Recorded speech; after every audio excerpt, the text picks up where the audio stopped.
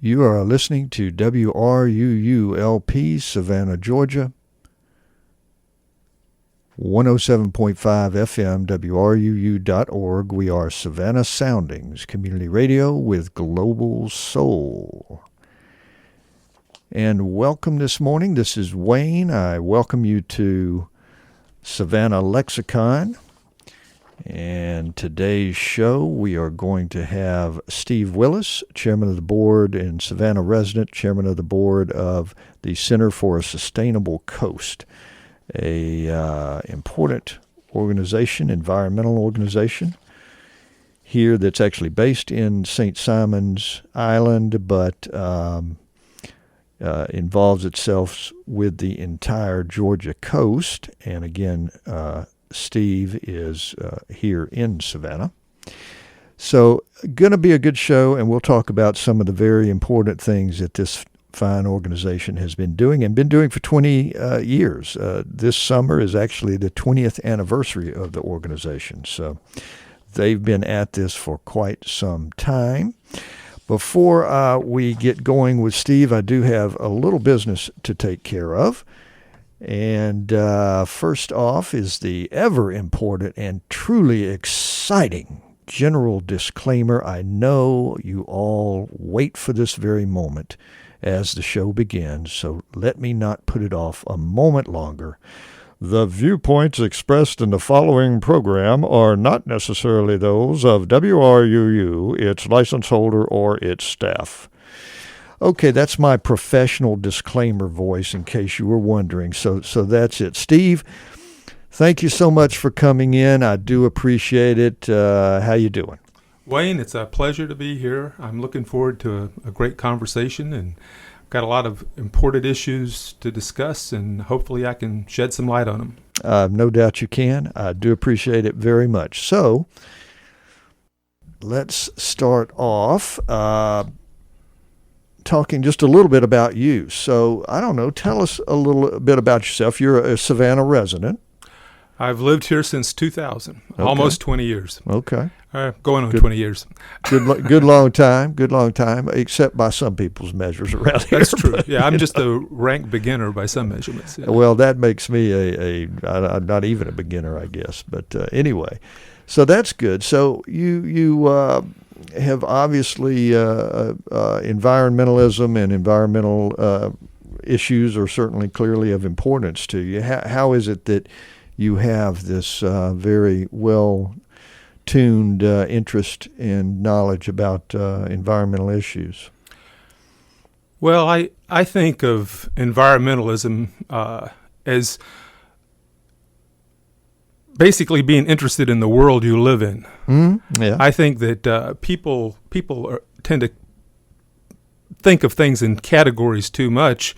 I think that the reality is John Muir, the founder of the Sierra Club, put it, you can't reach out and grab any part of the universe and pull it up without dragging the whole universe along with it. And I think that the idea that environmentalists have a narrow range of interest sometimes is true, and I think that's unfortunate.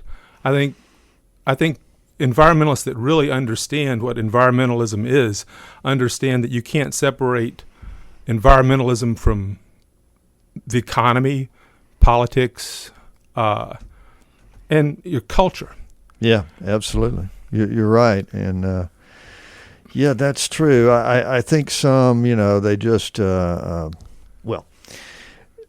I think people take it, the fact that they, in some cases, have made their life's work, if you will, environmental concerns, and so they think, well, that's all they're interested in, and of course that's that's typically not true at all. But it's just that they throw themselves into this effort, which is so very important. And that doesn't mean they don't have all sorts of other interests and kinds of endeavors as well. And you, I know, for instance, you're an artist. I'm a painter. Let me just really quickly go over my life. Okay. I mean, yeah, just give us a nutshell. I was born in Marietta, Georgia. My father okay. was an Air Force pilot. All right. When I was 3 years old, he was flying me and my mother to Savannah to vacation while he flew around doing his monthly reserve Air Force business while he was going to Georgia Tech. Georgia Tech. I grew up all over the place, and I went to Vietnam. I was in intelligence there. I came back, finished my college degree at West Georgia College. Okay. Before that, I had gone to South Georgia College in Douglas for a while. Okay. I got a job in Washington, D.C. As a systems analyst, and went up there and started working. And at night, I worked my way through a master's program at George Mason. Worked there for 25 years. Had married my wife right after coming back from Vietnam. Had 2 kids. Got an early retirement when I was 49 years old. Traveled around the world for 5 years. Ended up remarrying and settling in Savannah, which after I lived in Mexico for a year, I decided that I needed somewhere between the United States and Mexico to live, so I picked Savannah. All right. And so when I got here, I really thought this was a beautiful place, and that's why I decided to move here. But while I had lived in the Washington, D.C. area, I had seen what had started out where I lived to be a very comfortable and beautiful place, although overcrowded. Over a period of 25 years, it became unbearably crowded. What used to take 10 minutes to do started taking half an hour, 45 minutes, an hour. Yeah. And that's when I saw that happening in Savannah, I decided it's not being a responsible citizen to sit back and watch what I saw happen in Washington, D.C. happen to Savannah. And so that's really how I got involved in environmentalism. Okay. Is that I felt like the coast of Georgia is a beautiful place as it is, and I don't want it to be a beautiful place as it was. Right.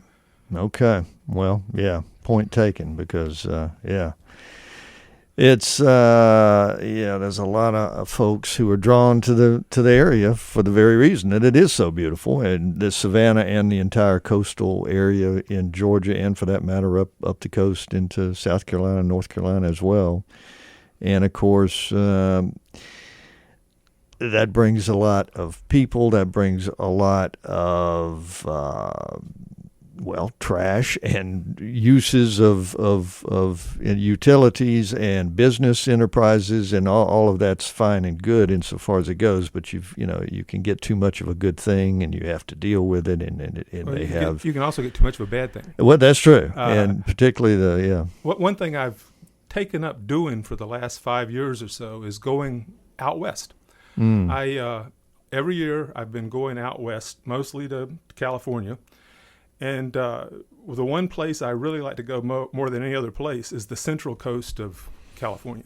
That's the area from Santa Barbara up to San Francisco. Okay, right. And one thing that area has that very few places in the United States have is a no-growth policy. They're not encouraging industry or more people or anything moving to their area. They've come to the conclusion that they're full. They've got as many people and as many businesses and as much money as they need or want. And so they basically say, we just really don't want to have a whole lot of growth in the sense of building more buildings, doing more construction, more excavation. Okay. They say, let's call growth cultivating the place we live, taking care of the place we live, taking care of our problems, making our life as comfortable and nice as we possibly can. And we can't do that and build as fast as we can and tear down our natural environment as fast as we can at the same time. In fact, the two are in conflict, and they recognize that. Okay. And I think that I don't think I've ever talked to anybody in Savannah that doesn't think that Savannah is growing too much. Yeah. Everybody I talk to, when you ask him, you say, well, when was Savannah about right? And in terms of population, crowds, cars, parking, just life. You know, when was the quality of life the best in Savannah? And almost everybody says, well, maybe 10 years ago, maybe 20 years ago. Some people say 50 years ago. But nobody says right now. And you say, well, do you think it's heading in the right direction? No. Almost inevitably, they say, no, it's not heading in the right direction. It's getting worse. Yeah. I say, well, you're citizens of America. You're citizens of Savannah. So why is it that you don't say stop? And everybody says the same thing. You can't do anything about it. And I think that they're wrong. I think they can do everything about it if they choose to. I think that's the challenge for people that are trying to truly be conservative and take care of the things that they value in their homeland, in the low country, in the place we live. Yeah, okay. Well, that's an interesting perspective, and that brings several things to mind.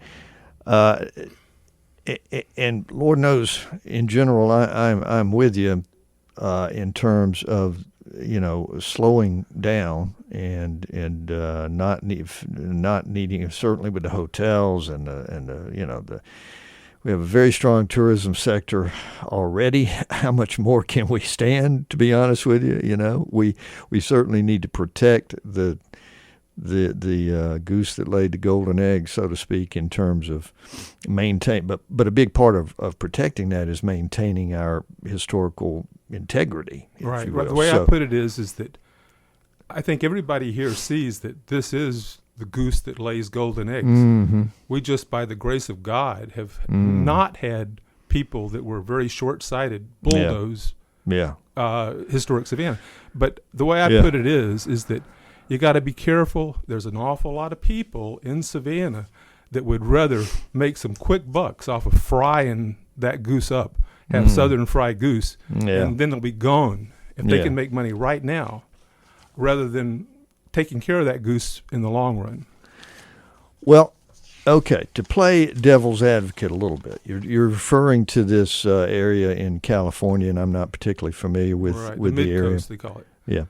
The thing about it is, I wonder what the employment level is there. It's 100%. Okay, well, see, that's a very big difference. Well, that's why why I'm bringing it up. The point is the reason it's 100% is that instead of just building more and more, what they've done is they've cultivated what they've got. There's plenty of space, room for people to be employed in managing the coast of Georgia and enjoying the coast of Georgia and making the best out of what we've already got. The bringing in more hotels does not bring in anybody except the lowest paid minimum wage workers. And so what we're really doing is we're creating a society of haves that are the tourists and the owners of the hotels, and have-nots, which are the people that work for minimum wage for the hotel industry. And I'm not for getting rid of the hotel industry. I think it is what it is, and we need to take it and do the very best we can to make it be a real contributor to the general community. And I think that can happen. But it won't happen if we just keep packing more and more and more tourists in here. Not only will they be a big blight on the community, which they already are to an extent, but they will actually ultimately kill the reason people come here. People don't come here to be crowded in with a lot of other people in hotels. And I'm with you on the hotel thing. I mean, it's that to that extent for sure, because it just is getting ridiculous, and they just keep coming and keep coming and keep coming, and you know good and well, some of these hotels are going to end up with very low numbers of occupancy. Yes, thank you. Before this is all said and done, and some of them are almost certainly going to not do well and maybe change flags flags and or just fail completely because there's a kind of ridiculous amount. There's so many new people in Savannah. Yeah. That weren't here before 1990. But before 1990, and this is why it's important to understand history. Before 1990, the paper plant, which is on the grounds of the Georgia port, that's now called International Paper, was called Union Camp. Right. And Union Camp was it. That was the job in town. And everybody worked for Union Camp. And Union Camp was a very heavily polluting industry. Right. It spewed sulfur dioxide out, which smells really bad. Oh yeah, it does. I was here in the late 80s, early 90s, and I remember that stench. And what happened is between the EPA and a lot of concerned citizens in Savannah, they started putting pressure to put scrubbers on the effluents emitted from Union Camp. And the Union Camp people and the city leadership fought that like mad. Yeah. They said, "Oh, we'll go out of business. It'll be the disaster. Oh, it'll be the end of Savannah." But eventually, they were forced to put scrubbers on the emissions. And at that time, Savannah was a desolate city. Yeah, everything really was. Almost all the buildings in the historic center were empty, falling apart. Oh, Broughton Street was And horrible. the Victorian area was a slum. Yeah. And so what happened is that against the judgment of the people that were running Savannah, they cleaned up this stench. And as soon as that stench was over, SCAD, which had already existed but had hardly grown in 10 years, started to boom. The tourist industry started to boom. People started to clean up things that were derelict. And today, Savannah there's no question about it, in terms of the appearance and generally the ambiance, it's really much improved over being basically a slum or a derelict city. Yes, indeed. It's become a beautiful city, more beautiful, but the downside is crowding and overdevelopment, and a lack of interest in the welfare of the people that actually live here. And I think that now is a good time for people to sit back, reset, and say, by doing the right thing, we've overcome a lot of problems that we suffered for hundreds of years. Now is a good time for us to regroup and stop the people that want to just grow with no constraint at all. Maximum growth only serves a very few people's interest. The people that run businesses, that the more people walk through the door, the more cash registers jingle. And so they like the idea of more people, even though in the long run they might actually be shooting themselves in the foot. But everybody's got a short-term view anymore, it seems like. Well, then they better get a long-term view, because a short-term view almost always is a long-term disaster. Yeah. Well, interesting points. And, of course, one thing that's going on, and there's so many projects going on, so much planning going on, so much conversation about where to go and what's the best way to do things. And, of course, one of the things they are trying to do, and I applaud this effort in general, is that they're trying to sort of spread out from downtown and trying to develop a little bit in areas that are close to downtown but not right downtown, Starland, for instance, and other areas, so that we try to spread some of that out a little bit, which I think in general is a good idea. Yeah, I back in 2008, I actually ran for county commissioner, and I ran against Helen Stone. And I was pretty sure she was going to beat me because she represents Ardsley Park. And she's more conservative than I am, and I figured she'd win. But I wanted to run for two reasons. One is to learn about politics in Savannah, and the other was to try to get the voice of the environmental point of view out there. Yeah. And I did, and I ran. And one of the things I advocated was what I call Savannah style. And what I advocated is that the city of Savannah should understand that it's got a very unique and desirable style of life, of architecture, of trees, more trees than any other urban area that I know of in the United States. And they need to take that style and brand it. Say that's the brand for all of Chatham County. And sounds like a pretty good idea, yeah. And I think it's a really good idea. And I think that it's an idea that it's not unique to me. I think a lot of people just instinctively understand that's a good idea. But it really hasn't been done. And it's too bad, because once you get beyond Durin,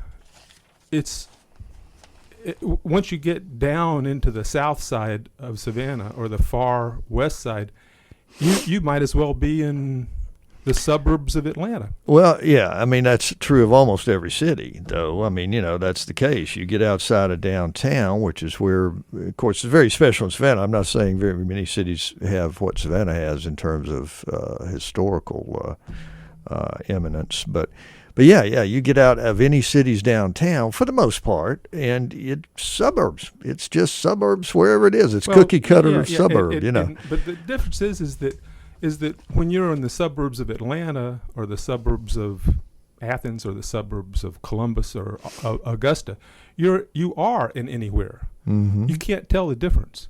But when you're in the suburbs of Savannah, you're not in any place. You're in coastal Georgia. You're in a historical area. You're in an area with a very uniquely tropical climate. You're in an area that really has an awful lot going for it that could be accentuated by simply consciously advocating beautiful development throughout the county instead of just focusing on just the historic district. Okay. Well, all right. Let's talk about the organization a little bit and what it's all about.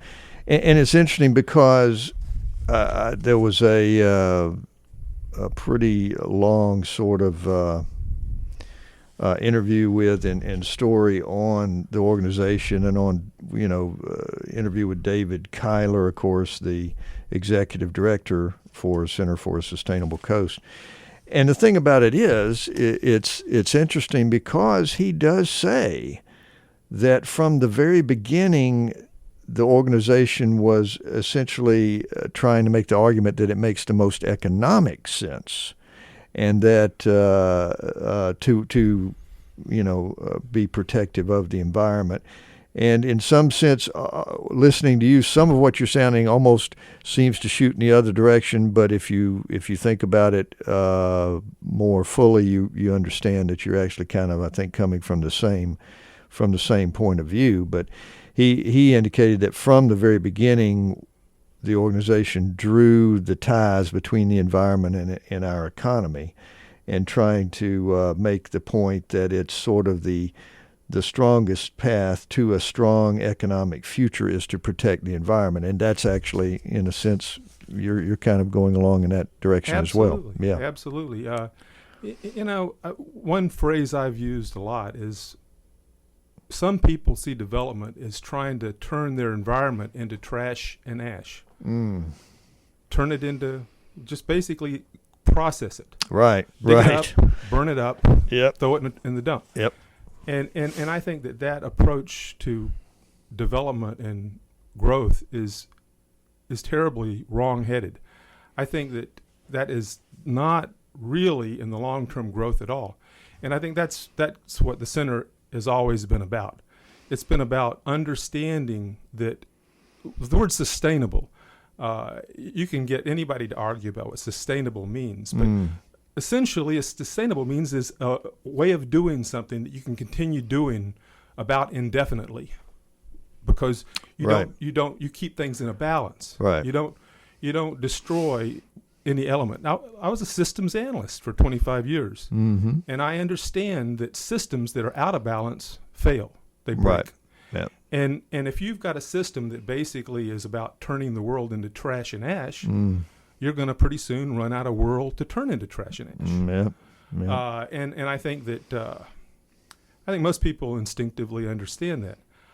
I think that we in coastal Georgia have more at risk and more to lose than most people. We're fortunate to live in a beautiful area. A lot of us chose to come here. Mm-hmm. I think if you choose to come to a place that's a beautiful area, it really behooves you to take some interest in conserving and cultivating and preserving the area that you move to. Yeah, absolutely. I'm afraid a lot of people don't get that. Yeah. They think it's just this It's is somebody else's job. It's their payoff to come here. There's nothing they can do. Yeah.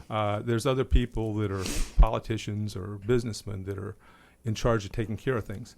But I can assure you, after working in Washington, D.C. for 25 years, that the businessmen and the politicians will take care of things if you absolutely hold them accountable and insist that they do. Yeah. But if you don't think that you have any responsibility to control things, they will go for the money.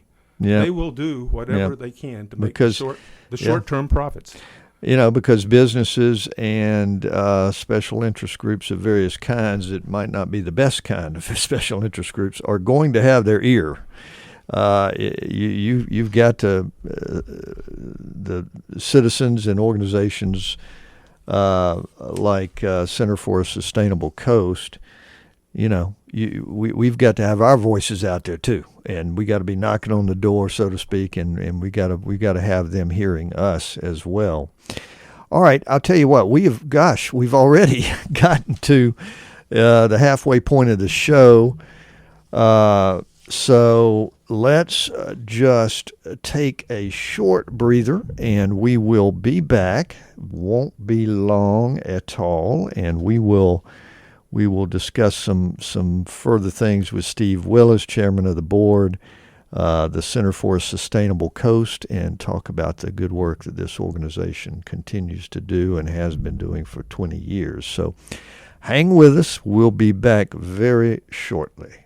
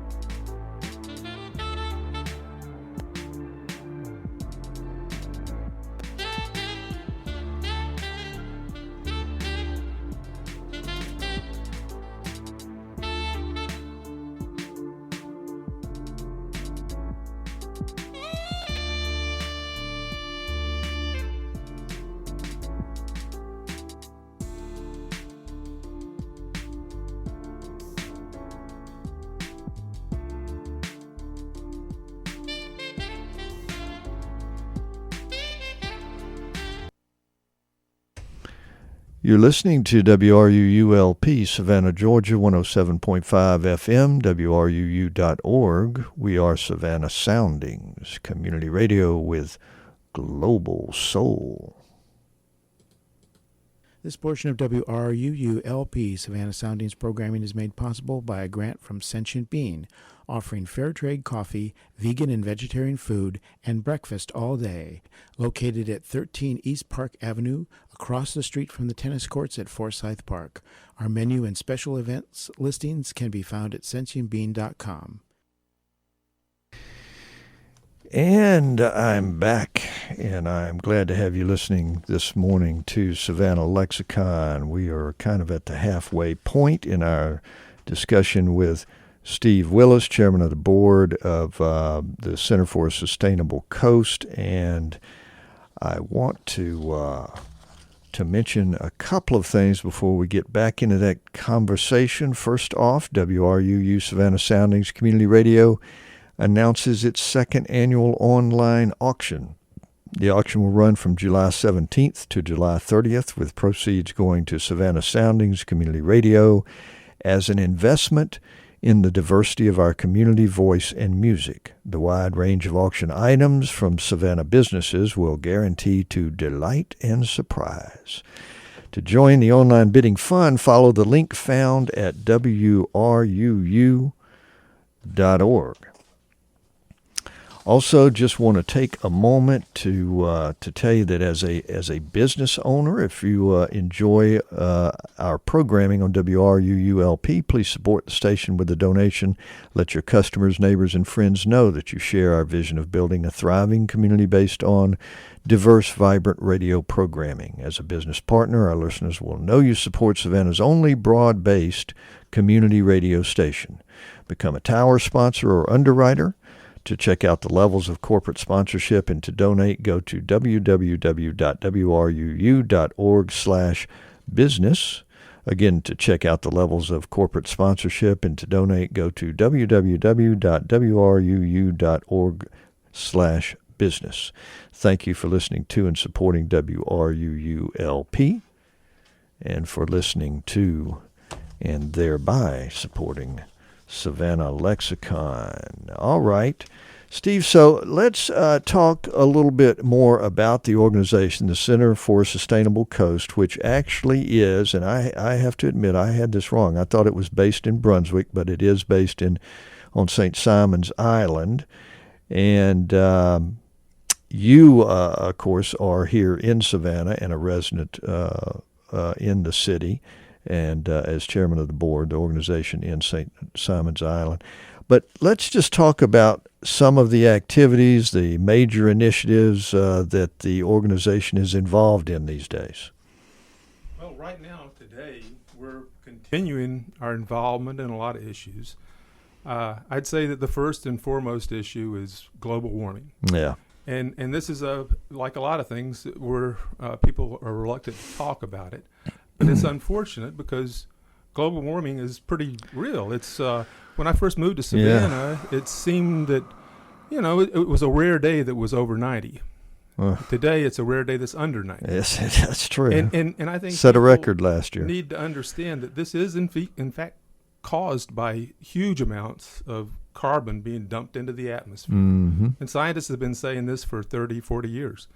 And the vast majority of scientists almost all agree on it. And there's no other country in the world that is a global warming deniist except the United States. And it's amazing. And I think it's really a terrible thing, both for our prestige, for our economy, for our future, to be so completely oblivious to the scientific facts. Yep. And I know a lot of people get angry at this, and I say, well, I think they're getting angry because they don't want people to speak the truth. Yep. And I think that people should not speak the truth because it makes people angry. I agree. It gets me into trouble sometimes, yes, but it's absolutely true. I think any truth sayer has run into that. So anyway, but people need to consider, I've been working on this issue for almost 20 years. 10 years ago, I started a group in Savannah focused on global warming. Yeah. The Citizens Climate Lobby. Okay. Which still exists. Oh, okay. And not in Savannah, but it still exists nationally. And one of the things that I have been saying for all this time is that people need to understand that they can grasp and see sea rise. Mm-hmm. And sea rise will, in fact, no question about it, have very adverse effects on the entire coast of the United States and the world. Yeah. But that's not really the biggest problem. The biggest problem is the heat. You can right now it's gotten where Savannah has weather in the 90s regularly. Yes, indeed. And this is not the way it's always been. And if things keep changing the way they are, we will have it. So in a decade, the average temperature will be in the hundreds. And it is not going to be a livable place during the summer. And that humidity factor. And there's nothing, we can't completely fix this. We've already broken it. Yeah. But what we can do is we can, in fact, move as rapidly as possible to a low carbon emission environment, which will possibly make things tolerable. And it's conceivable that with technology, we might even be able to reverse this someday. Probably not within my lifetime. Yeah. So this is a huge problem. It definitely threatens to damage the coast more than any other area. Yeah. And it's an area And that the Center for a Sustainable Coast Yeah. has been on top of this since the beginning. Yeah. And I think that's probably the one issue that people they must stop denying this. They must inform themselves. And if the general population wakes up, the politicians will follow. And you can be sure of that. Yeah. And I think that there's an awful lot of people that understand that already.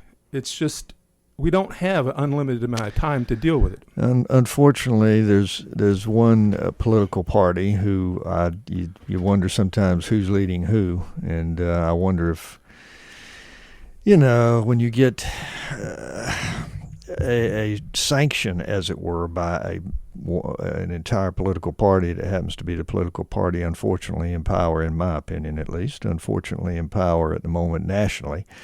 You wonder how much they're leading the people or the people are leading them, but man, wake up. Well, wake up. It's science is not a political issue. No, it shouldn't be. Well, it shouldn't be, but they make it one. There's no real political content. Yeah. The only way science can be turned into a political issue is if people propagandize And that's what happens, and unfortunately. brainwash. And I think that the people, it's not a secret thing.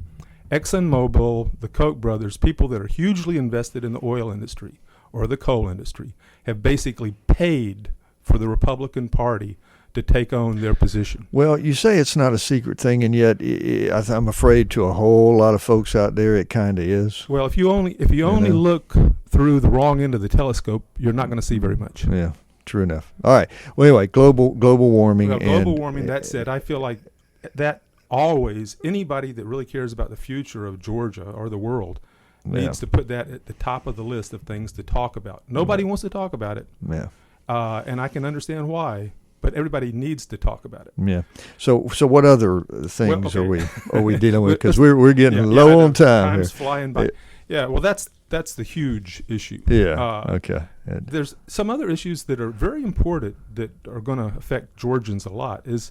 One is the Vogtle nuclear expansion. Yeah. That's another thing people What a really mess. kind of have not thought very much about. A lot of people aren't even aware that it's going on. But what has happened is let me just give you a thumbnail sketch of it. Georgia Power, Southern Company, went to the Georgia legislature in 2009 and lobbied for them to put into effect a thing they call the CWIP, the Construction Work in Progress. What this did is it enabled Southern Company to put the cost of building the Vogtle nuclear plant on your monthly bills for electricity. And so they started putting this Vogtle bill. They knew that it would start off small and get bigger and bigger and bigger. Yeah. In 2012, I wrote an article for the Sierra Club magazine, and you can go look at it. If you go to the Sierra Club Georgia website, they've got a listing of articles, and one of them is, if you go through the newsletters and you go to December 2012, the whole issue was dedicated to explaining why the Vogtle project was going to be a disaster. And I wrote it. And I think that if people read that and they understand that people could see all the red flags in 2012, but Southern Company has continued to develop the nuclear reactors at Vogtle, even though They really aren't needed, and it became more and more obvious they were going to cost much more than they said. Way more. They said at the beginning that they would cost $14 billion. Yeah. Well, today they estimate it's going to cost 29 or $30 billion. Yeah. It's doubled. Yeah. The time to complete them has gone on into the 20s. Yeah. It's going on forever. They're not needed. Between solar and wind and gas, already we've got enough gas capacity to take care of our needs. Yeah. We just don't need it. But they continue going on. Even after Toshiba and Westinghouse are going bankrupt, they continue to push on. And why? It's a very simple thing. They have, by law, by the grace of the Georgia legislature, they have a guaranteed roughly 12% profit. So if you have a pie that's a $100,000 pie, Yeah.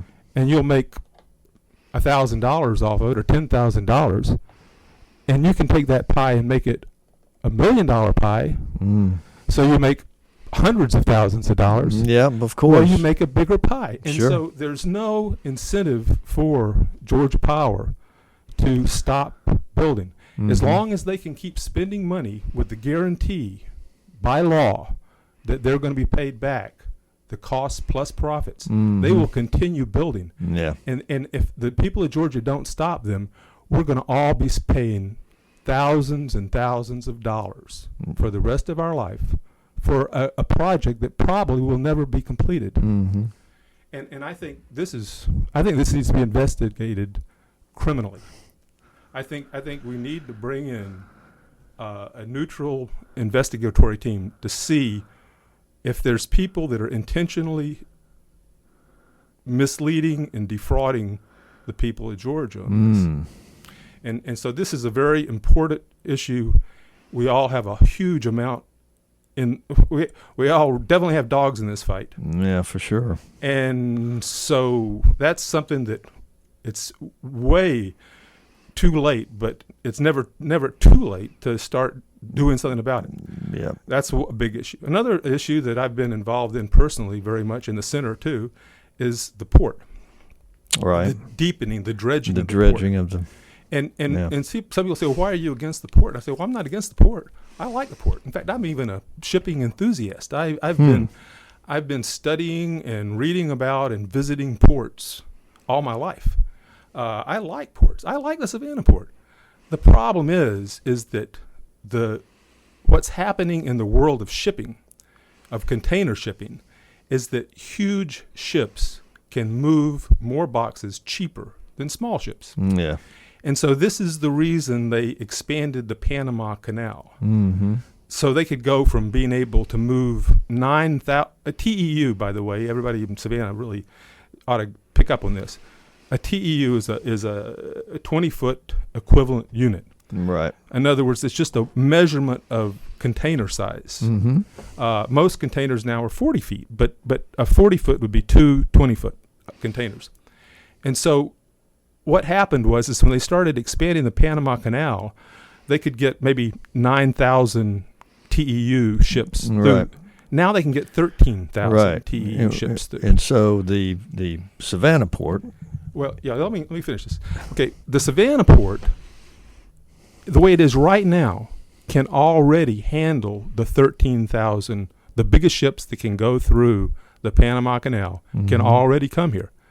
But that's not the whole story. The real story is that the ships of choice, the ships that people really want to ship in now, carry 18 or 20,000 TEUs, much, much bigger than the ships that can get through the Panama Canal. And so what's happened is they're having a rush project to develop Charleston, which is actually a much better site for these big ships than Savannah, because in Savannah, they've got to claw their way up a 12-mile winding passageway, while at Charleston, the biggest ships will be able to come in just the next few years. And so they'll be hosting ships of 18, 20,000 TEUs, which could never come to Savannah. Now, this doesn't mean Savannah is going to go out of business. It means that Savannah is going to be prosperous. It's just going to handle a mid-level kind of ship. It won't be handling the truly giant ships that are the preferred way of shipping, the most economical way of shipping containers. Yeah. And so the point of all this is that when the Corps of Engineers approved this project, the governor had $269 million set aside of state funds. And he was telling everybody that the federal government was going to come in and cover the difference. Well, since then, since 2 or 3 years ago when this happened, two things have happened. One is the federal government has not come through with hardly any money. Yeah. The second thing is that the cost of doing this project, which was $700 million, has escalated to $1 billion. Yeah. And so now, when this all happened, I said Georgia should not spend its $269 million war chest without guarantees that the federal government's going to come through. I said this over and over again, and the media in Savannah wouldn't pick up on it. Today, we've got the consequence of having spent that money. We already spent the $269 million. It's gone. Yeah. Now we've got a terrible dilemma. We've got an extra $700 million to cover the deepening if we want to deepen it. Mm-hmm.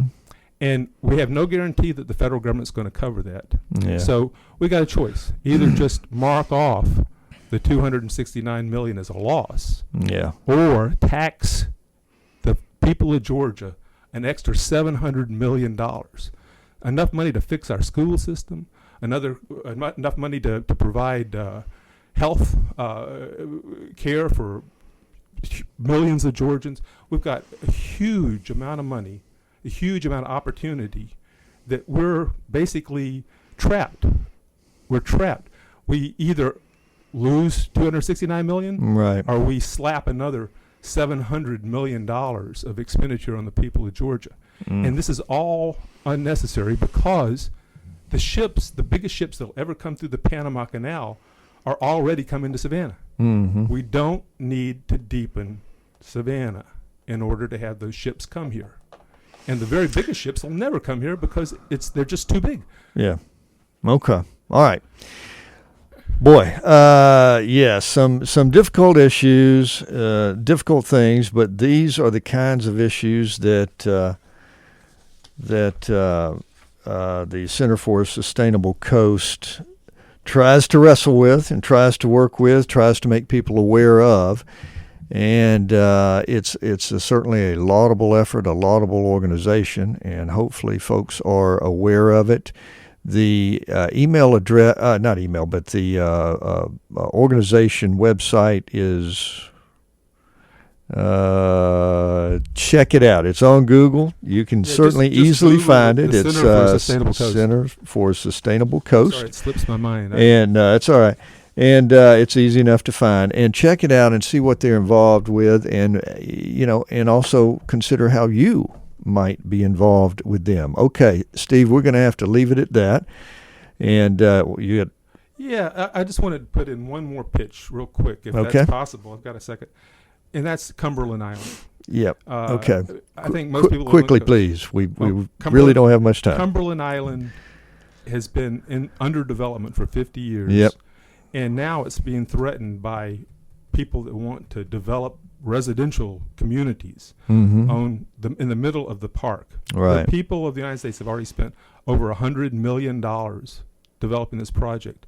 And I think everybody in Georgia should understand that if Cumberland Island is developed the way it should be, it'll be right on par with the Everglades, the Smoky Mountains. It'll be one of the great national parks in the United States.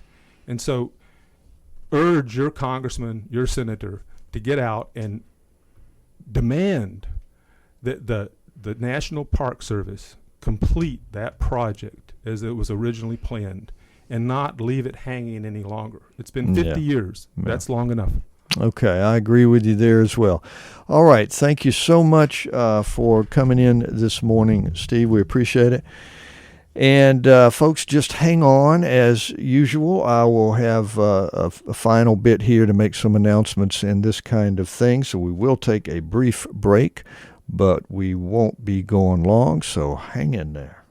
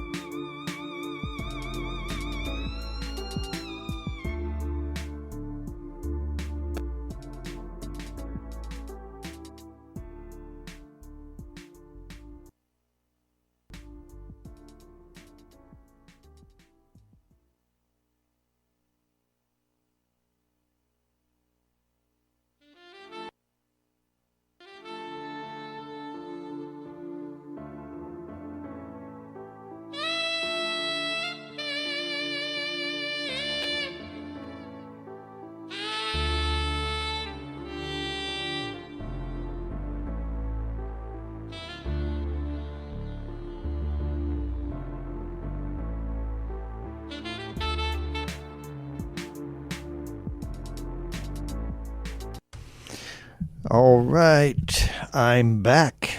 We are in the very final segment. Don't have much time, but a very final segment of Savannah Lexicon. Again, I do appreciate you listening so very much. I want to alert you to the fact that at 9 o'clock, we will have the syndicated show Background Briefing with Ian Masters, which is a very, very well done show that brings up important issues from the national perspective. Savannah Lexicon is essentially all about Savannah and coastal Georgia for the most part. We stretch out maybe a little bit at some times, but we're about this community.